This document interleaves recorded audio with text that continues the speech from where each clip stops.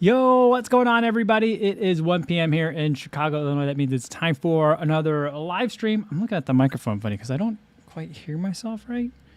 Hold on. Am I in here? Yeah, there we go. All right. We're doing all right. I think we're doing okay. It is 1 p.m. here in Chicago, Illinois, and it's a Tuesday, September 28th, 2021, Trivia Tuesday for today. And with the London Marathon coming up, I thought we'd do a London Marathon themed trivia. Today, the themes are limited very specifically, just to narrow it a little bit, to landmarks a person or a runner may encounter while running the London Marathon course. Now, this is all information I got off the internet. I've never run the London Marathon course. I would love to run the London Marathon course, but instead I have to live vicariously through like Ben Parks and his London Marathon videos because I think he makes some of the best ones for that race. But we're going to be talking about that today. But before we do that, let's say hi to everyone listening in on the podcast version. Hopefully you're having a good run out there in the audio-only experience. Today is a beautiful day in Chicago. Nice and sunny, not that humid. A little bit windy, though. The lake's a little bit grumpy today. Choppy waters. But other than that, really nice and balmy out. And for everyone listening or listening and watching on YouTube after the fact, hopefully you're sitting back with a nice recovery beverage. I've got a glass of noon fruit punch. This is my second noon of the day. I just finished a noon orange. Orange is my favorite. Whenever I get the orange, I just down it right away. The fruit punch, it's a little bit more of not a sipping drink, but it's something that I don't feel compelled to chug as much. So it's just nice to have for, the live stream.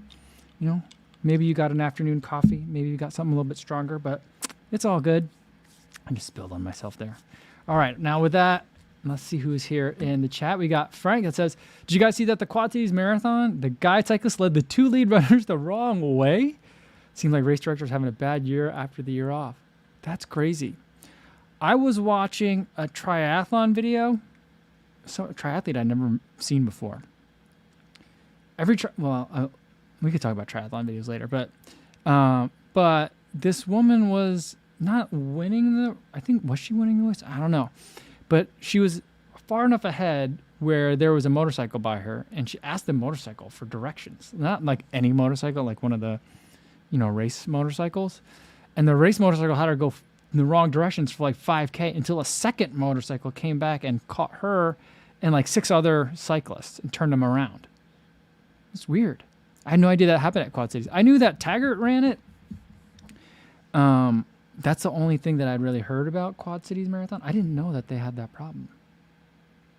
I'm surprised. I mean, what was the winning time? What pace were the winning runners running in? Because if Taggart didn't have that happen to him, and I think he ran like a 2:29. That's really fast. I don't know. I mean, I don't know what the competition level is like for Quad Cities, but are that many people really running that fast in Moline? I actually don't know which one of the Quad Cities it was, but. Is it Moline, Davenport? I don't know what the other two are. Gareth says, yo, what's going on with that Quad City thing? They said the runner should have known not to go straight, and that course obviously marked, saying runners turn at where the mistake happened? Oh. Yeah, I mean, I feel like if you got a bike with you, and the bike, if a human being is telling you something that may be inconsistent with a sign, I would go with like, oh man, this guy came up here to tell me, oh, look, these signs are wrong. I don't know. Yeah. Frank says, it isn't like they jumped over barriers or tape, though. Whatever marking they had wasn't idiot-proof enough for the cyclist. So it shouldn't have been deemed idiot-proof enough for the runners. Yeah, that seems like a lot of throwing people under the bus.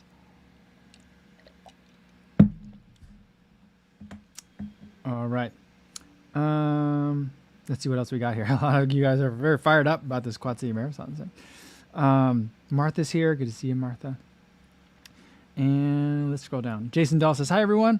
Only 5 miles tonight. Gotta love the taper. Yeah, I went for 6 today. Normally on a Tuesday, I would go for like 8 easy with some strides in there. And today I just went for 6 easy. And that felt like the right number. It felt good. I'm still a little bit tired from the half marathon over the weekend. I don't really feel it until I felt it while I was running a little bit. I'm like, oh, legs are a little bit heavy. They usually are on the Tuesdays after my rest day. And then anytime I go upstairs, I feel it. I'm like, oh, I'm extra tired today coming up these stairs. Yeah. So I'm enjoying the taper, but I'm as confused in the taper as always. I'm gonna have to look at my not my Hal Higdon book, my Jack Daniels book again to kind of see what he thinks. Although I feel like Jack Daniels is not like a great resource for taper because the book really isn't marathon focused, and much of the book assumes that you're entering a race season. So you're not just tapering for a race; you have many races over the course of weeks where it gets sequentially more important.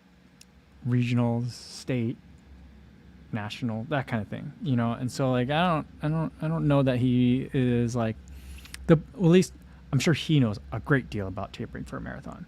I don't know that the book he wrote is the best for tapering for a marathon. So I don't know. I'm gonna have to do a lot of listening to my body, but I've done both things where I've taken the taper too easy, way too easy, and I've done the other thing where like my body feels great, and so I'm like running hard every day. Not hard, but moderate every day, and then it's not a great idea. So I'm worried about it. Very worried about it. Paul Kane says, hello, hope everyone is doing well. Just back from a taper run, 16-mile race on Sunday. Ooh, that's an interesting distance. Sounds fun. Jonathan Crossley says, yo, what's going on, everyone? What's going on, Jonathan? Good to have you here. And Vivek Bala says, hello, everyone. All right. So for today's trivia, and of course, I forgot to put the questions into my little thing. So I'm going to have to doing a lot of cutting and I do a lot of cutting and pasting. But let's get to the first question for trivia today. All right. So the theme is London Marathon landmarks. So, I think that for most Londoners, for sure, this will be easy. For, I think, most people in England or in the UK, or at least in Great Britain, these will probably be easy. But I think for us Americans, this will be pretty tough. At least for me. I mean, I grew up in New Jersey. We're pretty proud of being very terrible at geographic things and all sorts of other things that happened outside of New Jersey. So, like, that's kind of like my, like, historical and geographic and kind of cultural background to come from. I'm just not good at things that are not near me. I don't know. But let's go with question number 1 for today.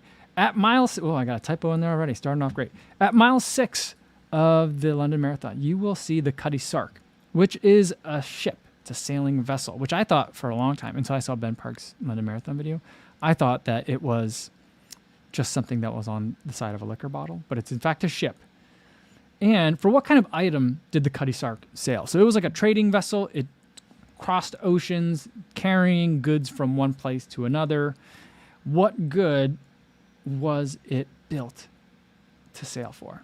Does anyone know? I mean, maybe you guys might be historians. You might know. Let's see. Sai says no cereal today, go busy. No, I was going to have some cereal today, but instead I made some nachos for lunch. So I had that instead of cereal. Yeah, Jeff Light says they sell for pickles. No, not pickles. But in the time, that time they didn't have refrigeration, so I don't know that that'd be a bad idea. Let's see.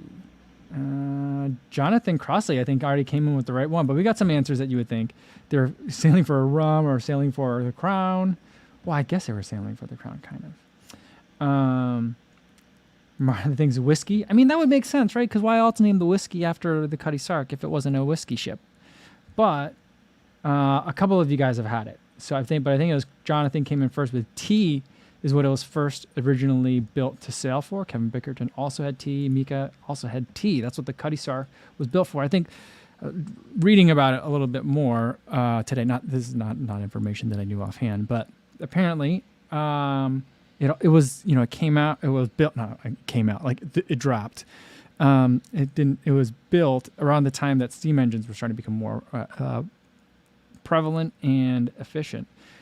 And so it was like one of the fastest ships at its time, but also at the tail end of the usefulness of sailing vessels.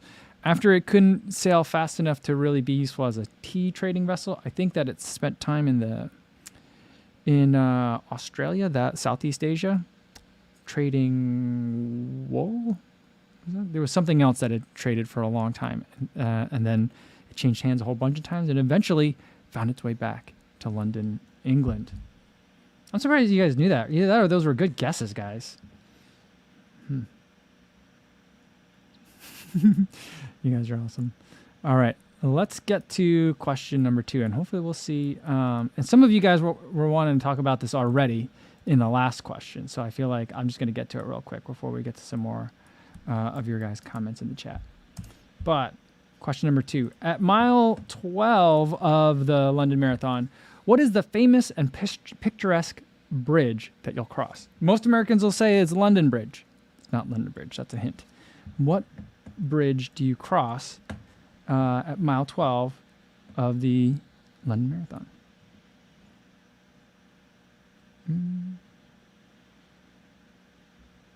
Melanie said he got the T because he Googled it. He never would have guessed. That's awesome. And Saccharomyces cerevisiae says, hello from London. All right. Well, Saccharomyces, I feel like it behooves you to get all these questions right. Yeah. 23 millimeter Rhodey says the Cutty Sark was originally built to import the original Pegasus. Oh, it's funny.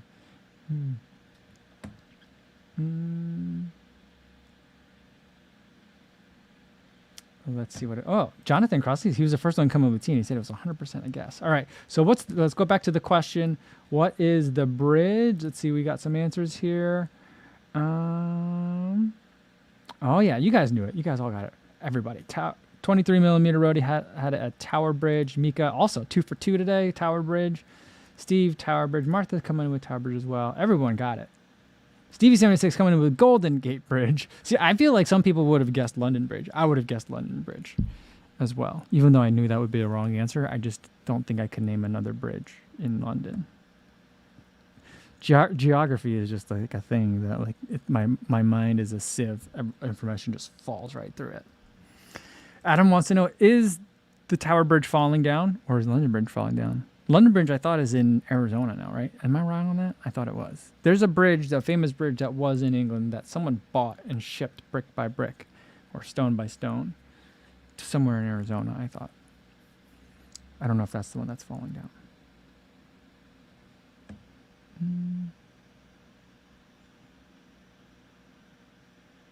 Antonio Rodriguez says, hope you're doing well. That is all. Well, thanks, Antonio. Hope you're doing well, too. That running guy says, I'm going to be able to use these facts when I'm vlogging London. Yeah, running guy, I've been seeing you're getting ready for the London Marathon. I think that you should take all these questions and the answers and whatever pace group you're with, just be like, all right, fellas, mile 6. You see that over there, that Cutty Sark? Did you know? Or I think you should ask everyone in a quiz, and if no one answers, be like, come on, boys. I need an answer. You should just like start yelling at people. I don't know. I feel like everyone would know the answer to that if you're running in a local group. Maybe, maybe not. Eric is backing me up, so the London Bridge is in Arizona now. That's what I thought.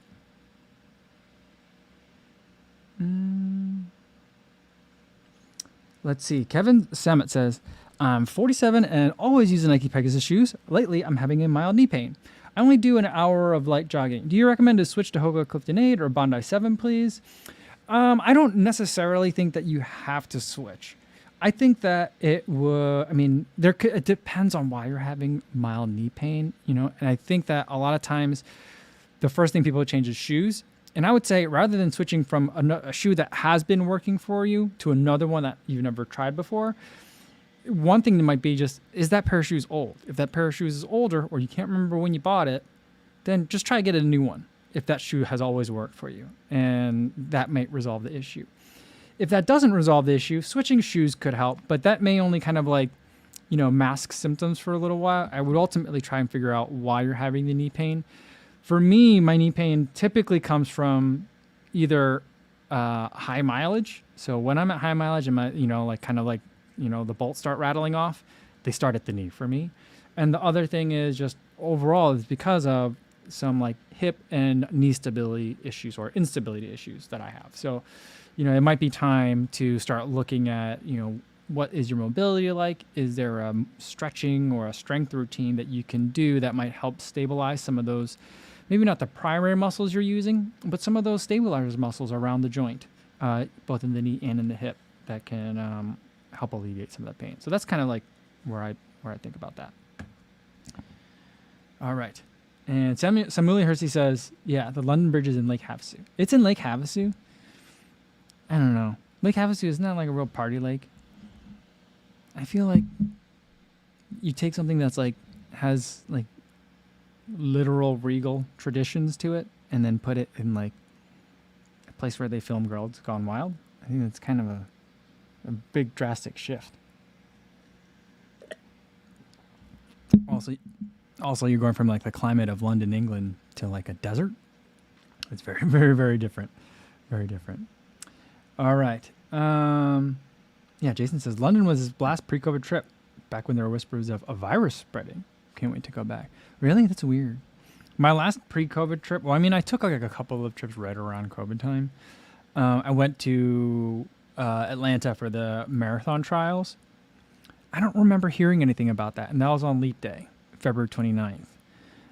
But then after that, I think I went on 2 other trips after that. I think I went to Austin for work, and that happened to coincide with the Austin Marathon weekend. And then after that, I went to Phoenix. And when I was in Phoenix, like I was there on this work trip during the time where like March Madness was canceled. And I was like, whoa, that's a big deal. So yeah, that was a weird situation. All right, let's get to question number 3 for today. And you know what? I think this one, I have some additional trivia for it that might be super interesting. Maybe not, though. We'll see. All right. Also at mile 12, you're going to see Tower Bridge, but you'll also be able to see London's tallest building. And I think it's really fitting for making this a marathoner's question, trivia question, because the name of this building reminds me of something that I frequently associate, or sounds like something I frequently associate with long distance running. But anyway, what is the London's tallest building called? You guys know it? He says, what is the pineapple? Jamila says, is it the pickle? Awesome. Tom Williams says, the gherkin.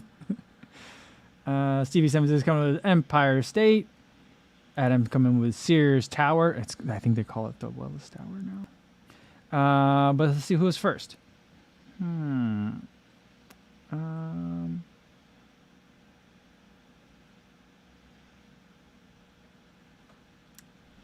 There we go.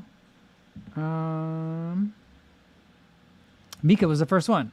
It's called the Shard. And every time I see it, I understand shard. It looks like a piece of something that's like a sharp, fragmented piece of something, right?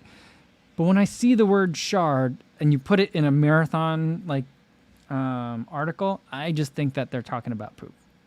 So that's why I don't know why the sounds are still similar to me for some reason. Steve also had shard. Saccharomyces cerevisiae. I just like saying that. I don't know what that means, but I do like saying it. He also had it. You guys all knew it. Did you guys all really know that already, or did you guys Google it quick? Man, you guys are good. Gary Meek says, all I'm learning is I know nothing about London. I don't know anything either. I was there once. I want to say like maybe 2010-ish.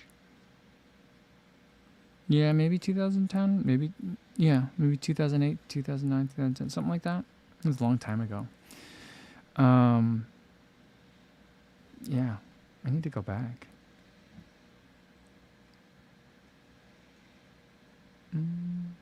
And by the way, we got Shannon here today, and it is Shannon's birthday. So let's get all the sounds for it. Where's my other sound? Oh, where is it? Here we go. We got some cowbell. We gotta get some other sounds. Just all of them at the same time. My computer won't let me play all of them at the same time though. But there we go. Happy birthday, Shannon. Hope you're having a great day today. All right.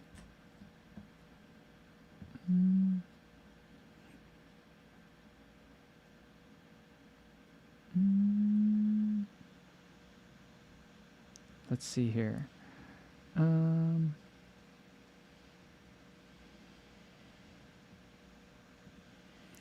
see. Hold on. All right. Let's get to question number 4 for today. All right. See, we're around in the bend. You know, the last question was about mile 12, and we're going to jump now. We're going to go all the way to mile 25 of the marathon. All right. Question 4. At mile 25, you're going to see Big Ben. What's the official name of this landmark? It's not officially called. Like, that's not the name of the building that this clock is in. So what is it officially called? And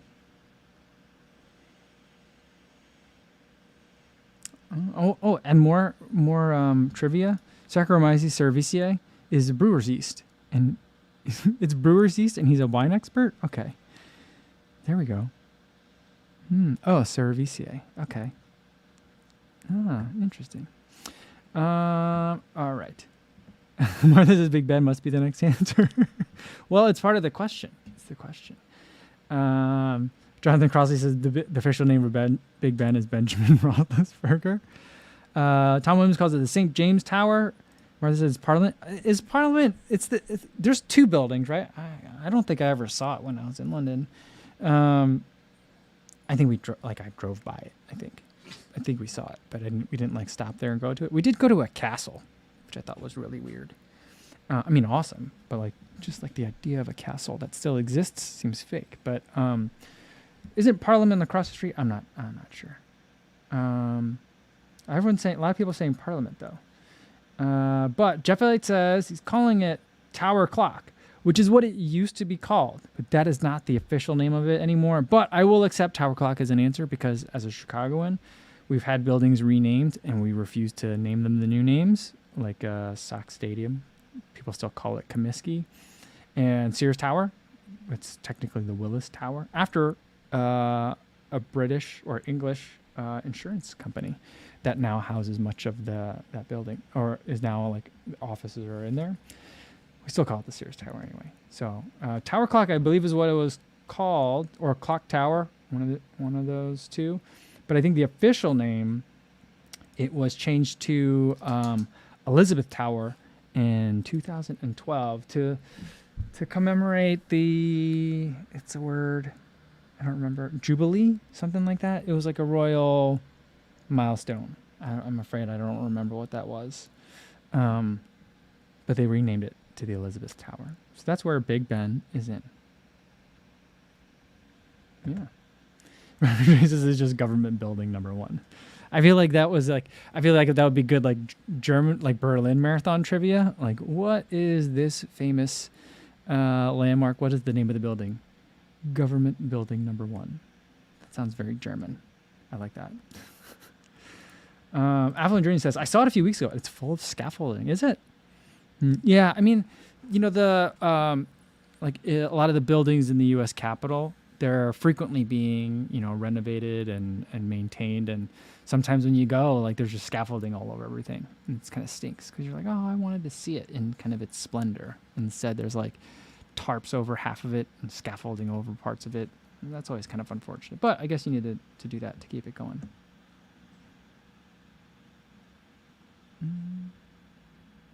Brian, he says this is called Clocky McClock face. Oh, that's fun.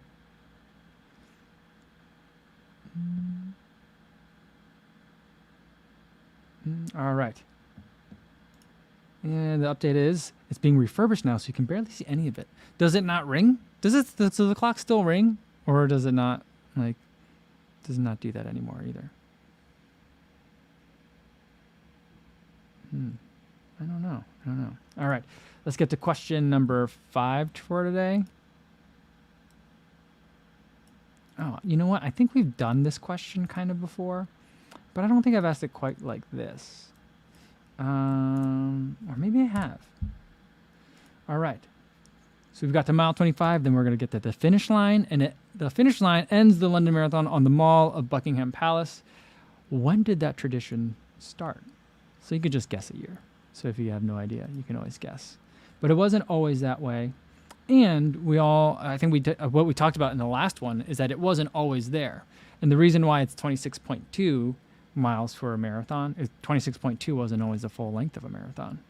It became 26.2 because of the London Marathon, which was like, we want to end it at this spot so that the Queen can watch the finish. I think that's kind of like the lore. There's something like that. And so now it's 26.2. And so when did that tradition start? Garrett says 1847. Jason Dahl said the first time? No, it didn't. They've had 3 different finish lines for the London Marathon over time, from what I could tell.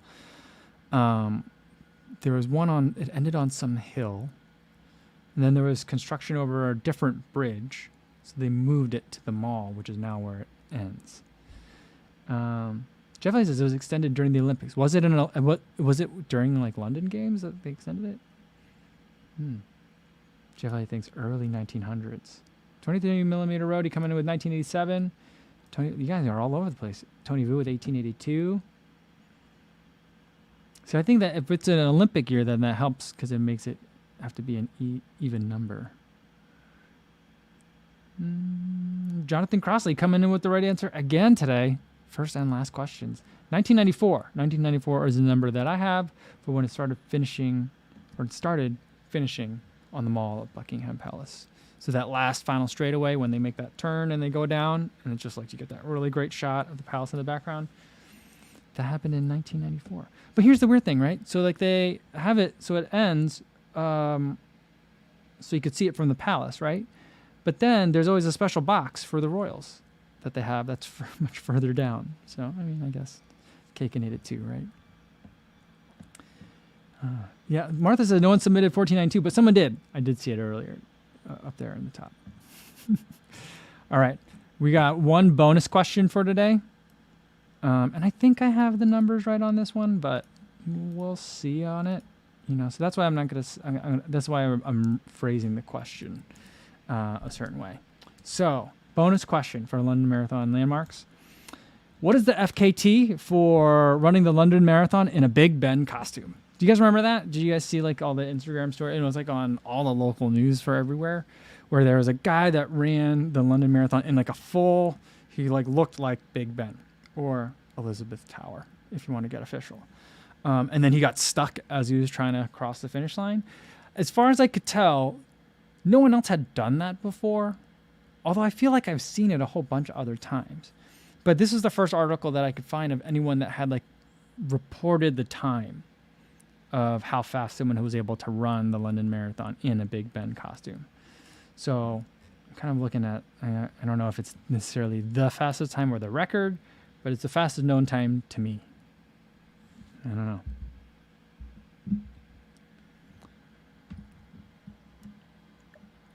Jeff Elliott says 240. Do you think he ran that in 247? Can you imagine that? Like that thing was like a full foam enclosure.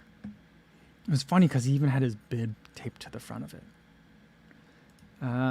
Journey says 225. Frank coming in with 248. Big Ball says 159. Nice. Martha says 256. Mark coming in with 310 and Garrett with 342. JC went over a little bit with 424. Let's see. Jonathan Crosby says, whatever the time is, I'm going to feel sad that I can't run it without a Big Ben costume. Yeah, the finishing time, I'm trying to think if anyone had it like right on. So I think who was the closest without going over would have been, I think Garrett had the closest without going over. At least that particular guy, his name was Lucas Bates, Lukas Bates. In 2019 ran in this full Big Ben costume that was too big to finish going underneath the irony was like the Big Ben costume got caught on the timing clock up top. And he finished in 3:54:21. 3:54:21. That guy's PR, this article I was reading said like his PR is 2:59. So he's a 3-hour marathoner. And he ran it in a 3:54 in London in 2019. The costume record, and it didn't, it was weird, is that like the article I read said like there's a record for running it in a costume, and I think a lot of people run the London Marathon in costumes. If you ever watch the London Marathon, when you're watching like the not athletes, like just the regular people, you'll see a lot of costumes. It's like a big thing. The record seems to be 3:34:34, which I feel like, I don't know, someone should be able to beat that. Someone was saying, where'd it go here? Something about Molly Seidel. Yeah, Jeff was like, where'd it go? It just jumped on me. Jeff was saying Molly Seidel's going to beat that one. Here we go. Yeah. I think she definitely could if she wanted to. But I think she's probably would rather win the race regularly. I think that's probably what she would be going for instead. But, that would be interesting to see, like, the record for a Big Ben costume.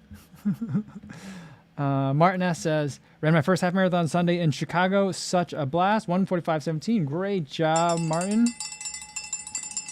Thank you for all the running content and motivation. Awesome. Great job, Martin. I hope you had a good time out there. 1:45. What a great debut. All right. Jonathan says, woo, I'm faster than Big Ben. There you go.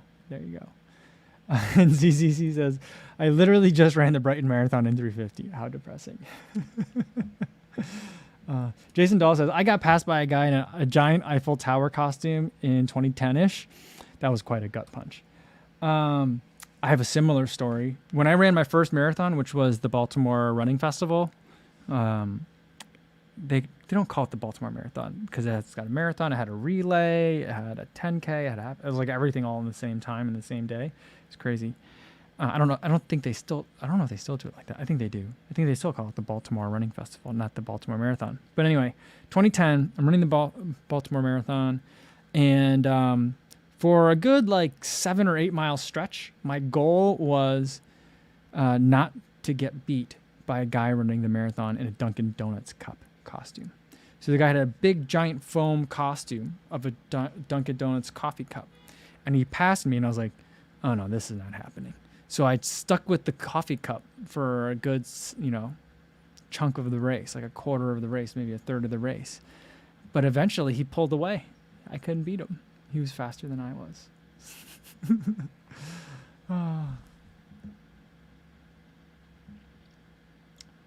Rico de la Vega says, you ever do a live stream while running? I've not done that before. It's going to be jittery for me. I know you could live stream from GoPros, but I think you need to have the GoPro and then the phone to get all set up, and I just think that's going to be a lot. So I don't know that I would do that. What I would love to be able to do is if we ever got to a point where my wife and I are somewhere where I could set up a treadmill, I'd love to be able to do treadmill run live streams. I think that'd be a lot of fun. I would need like a big touchscreen like type of computer that I could do it from, but I think that'd be fun. I'd also have to figure out a way to like eliminate the treadmill noise. So I'm not sure how I would do that, but that's something that I would really love to be able to do. Affluent Journey says, ran my first 5K on Saturday and won his age group with a PR of 21:19:17. Fantastic. That is amazing. Great job. And congratulations on the win. Nice. Eric says that the Baltimore Marathon is a lot of hills for first marathon. Yeah, and I had no idea until I started running there. Like the night before, my dad was like, did you look at the elevation profile? And I was like, no. Why? Yeah, So it was a surprise. Javier Iglesias says, I struggle to run faster than a guy running in a gorilla outfit at a recent 10K race. I don't know why. Yeah, it's so funny.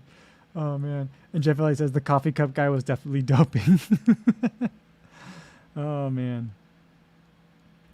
Adam JK says, ran first ever half marathon last Sunday, which was great. Awesome. Good job. First half marathon. He said it was great. Getting pipped at the finish by a guy dressed as a hot dog was humbling but hilarious feeling. Nice. One time I was running, I forget what race I was running. I think it might have been a 5K. Maybe it was a 10K. But I definitely remember one time I was running a race and we were coming down the finish. I could see the finish line and you're feeling good and you're like, I'm going to give it everything I got left. And then at the same time, I can notice in my peripheral vision, I'm getting passed by two people. And on the one hand is someone like a small kid, someone that's like 20 years younger than me. And I'm like, oh, good job, kid. And then as I'm seeing that in my other side peripheral vision, it's someone who's 20 years older than me. And I'm like, oh man, good job. And they both like zoomed past me at the finish and like out kicked me. So, you know, we've all had those experiences before. That was awesome. Remy says, thinking about live streaming from the Boston Marathon finish line. That's a great idea. I think that they would probably kick you out, though. They would probably, like, you know, like kind of like nudge you along. That's the only thing. Although I have noticed the last couple of races that I've been to, like, you know, I just always felt like at other races, everyone was always like, all right, come on, keep moving, keep walking. Lots of runners coming through. Last couple of runs that I've been at, I've just kind of like stood at the finish line and been like taking it all in, taking some photos and stuff, and people have been cool about it. So I don't know, maybe that's something you'll be able to do. But I also feel like the finish line at the Boston Marathon is a little bit different than other finish lines, though, in terms of like people just kind of milling around, I guess. Vivek says, what's the typical time limit for a live stream? I don't think there's any limit. I think the limits are your batteries. Ginger Runner, when he hit 100,000 subscribers, live streamed, he ran a 100K and live streamed the entire thing. So he ran with like, did it from mobile in a trail in an area where he knew he'd be able to get reception the entire time, and then also ran with like battery banks and stuff. So like, yeah, that's pretty epic. And then like all those companies that are like covering like Western states, and did Leadville have a live stream the entire time? I mean, that was like 30 hours straight, you know?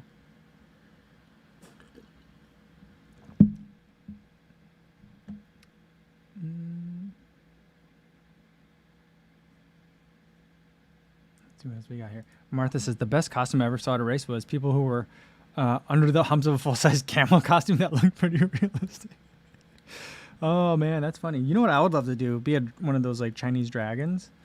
I think that'd be fun. That'd be a lot of fun. You would need to have a lot of trust in whoever is the head of the dragon to be able to get you through that race. Although I do think that like getting like on-course nutrition from like the aid station would be pretty fun, because the dragon would have to stop for a while and like pass back a couple of drinks. That'd be kind of fun. I think we should try and do that sometime, guys. I trust you guys. We could do that.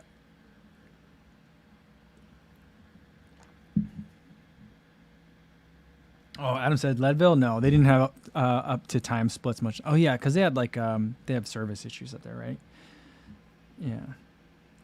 And Garrett said Western States ran into issues where they had to reset the live stream after a long while. Oh, interesting. Sai Nandan Ramisetti says, best non-Nike shoe for a marathon? Planning to run my first marathon this November. The two that I like the most are the Metaspeed Sky and the Adidas Adios Pro 2. And Garrett says 12 hours is the limit if you want to auto archive. Oh, that's a good tip. Not that I'm not planning on doing any 12-hour live streams.